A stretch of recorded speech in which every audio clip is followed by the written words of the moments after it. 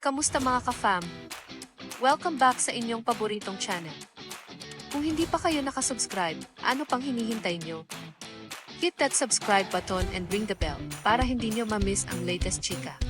Magkaka-fam, may mainit na showbiz chika na hindi mo dapat palampasin. Si Angelica Panganiban, nag-react sa Derek Ramsey at Ellen Adarna issue. At si Ellen Adarna? Siya rin ang shockingly na praise ni Angelica. May group chat joke pa. Abangan natin hanggang dulo. So ang unang lumabas na usapan ay reaksyon ni Angelica sa alleged cheating issue ni na Derek at Ellen. Hindi pala siya nag-bash o nagpakawala ng chika.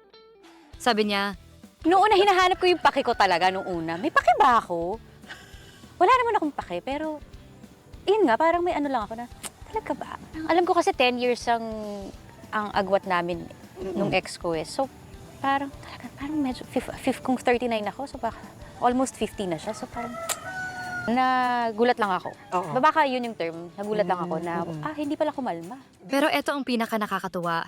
Mga ka-fam, sa interview binanggit ni Angelica si Ellen Adarna. Positive pa? Do you think you and Ellen can be friends? I'm curious. Feeling ko, alam mo, I wish her well. You do? Yes. Yeah. Having 2 kids, hirap nun. Oo.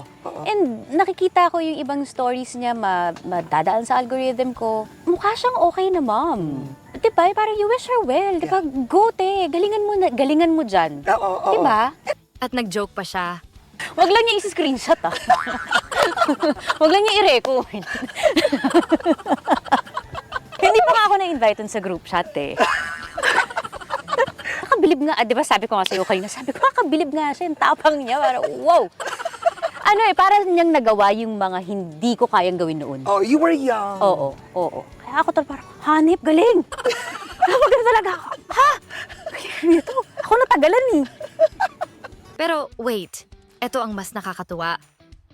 Si Ellen Adarna mismo. Oo, si Queen ng No Filter. Napa-react din sa interview ni Angelica. At guess what? Hindi siya triggered. Hindi rin siya defensive. In short, sabi niya, naaliw siya. As in amused, entertained, chill lang siya watching the interview. Ka-fam, iba talaga kapag may maturity at respect kahit sa showbiz drama. Sinama pa nila ang humor at self-awareness. At yun ang nagwaw sa fans. Kaya ngayon, ka-fam, gusto ko marinig kayo. Ano sa tingin nyo sa sinabi ni Angelica tungkol kay Ellen? Pwede bang ganito lagi ang showbiz reactions? Chill, sharp, at respectful? Comment down below. Huwag kalimutan mag-like, subscribe, and hit the bell for more updates. Kita-kits ulit sa next video, mga ka-fam.